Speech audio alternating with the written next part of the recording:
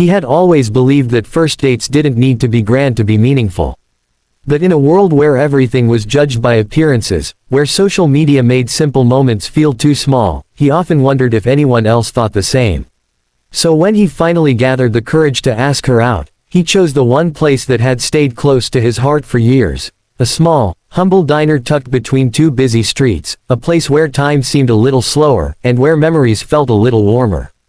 It wasn't fancy, it wasn't modern, and it definitely wasn't the kind of location girls posted about online. But it was honest, and that mattered to him. He arrived early, nervous but hopeful. The diner smelled of warm pancakes, old coffee, and freshly baked pie. The red seats had small cracks, the neon sign occasionally flickered, and the waitress behind the counter knew every regular by name. It was the kind of place where you didn't have to pretend. He hoped she would understand that. He hoped she would see beyond the cheap table and chipped mugs, and instead see the sincerity behind his choice. When she walked in, he almost forgot how to breathe. She looked beautiful, effortlessly so, and for a moment he wondered if he had made a huge mistake. Maybe she expected something more impressive. Maybe she deserved something more impressive. Her eyes scanned the room, simple tables, ordinary people, soft music playing from an old speaker. He felt a knot form in his stomach, waiting for her reaction.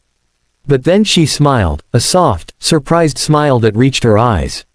She walked toward him, and instead of disappointment, there was a quiet curiosity on her face.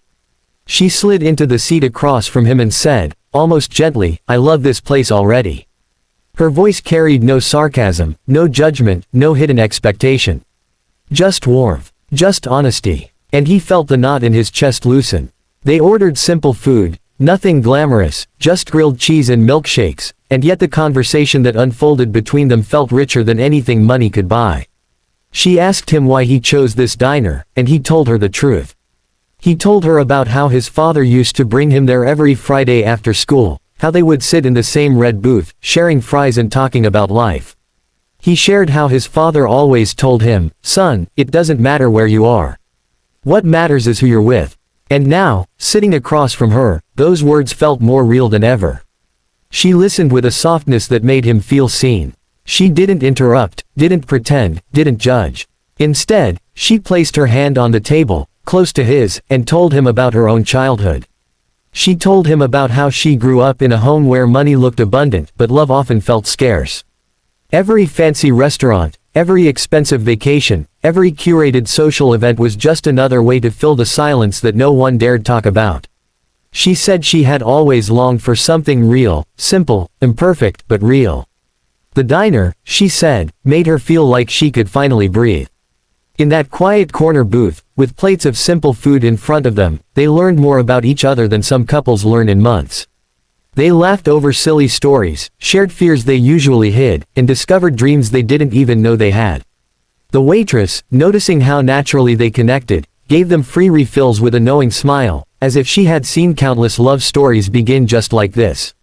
Outside, the world rushed on, cars honking, people hurrying, lights flashing. But inside that humble diner, time felt suspended. It was as if the universe had decided to give them a moment untouched by expectations, judgment, or noise. A moment where two souls, weary from pretending, could finally just exist. As the night grew deeper, he found himself staring at her, not because she was beautiful, which she undoubtedly was, but because she looked comfortable, at peace. She wasn't checking her phone, she wasn't looking around to see who might be watching, and she wasn't trying to impress anyone. She was simply there, present, and that was something rare. At one point, she looked around the diner again and whispered, "No one has ever taken me to a place like this." When he began to apologize, thinking she meant it negatively, she shook her head quickly. Her eyes glistened, not with sadness, but with a kind of emotion he couldn't name. She said, "This is the first time I feel like a date isn't about showing off.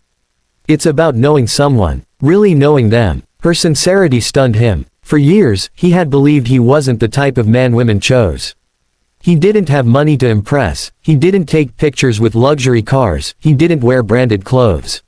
He had always feared that someday, someone would judge him for the simplicity of his world. But here she was, cherishing the very thing he used to hide.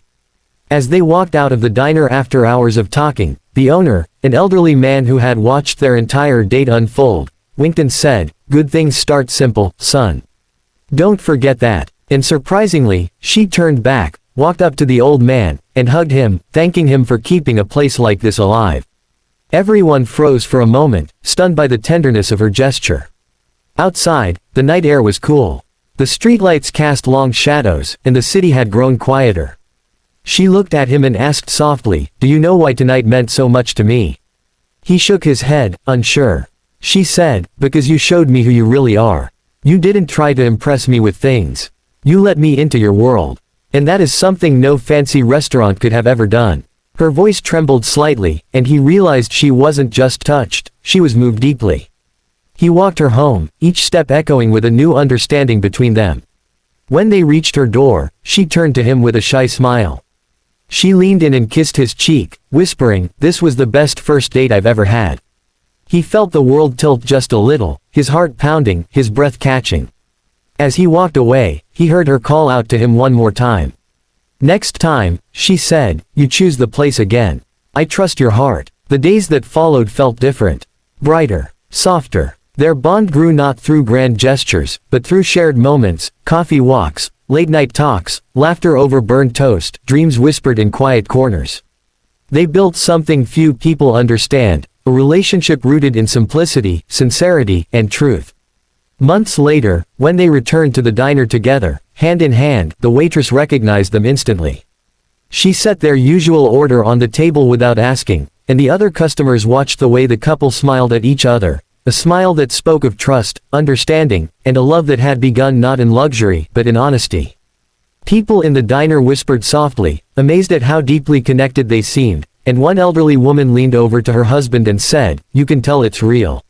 Look how they look at each other."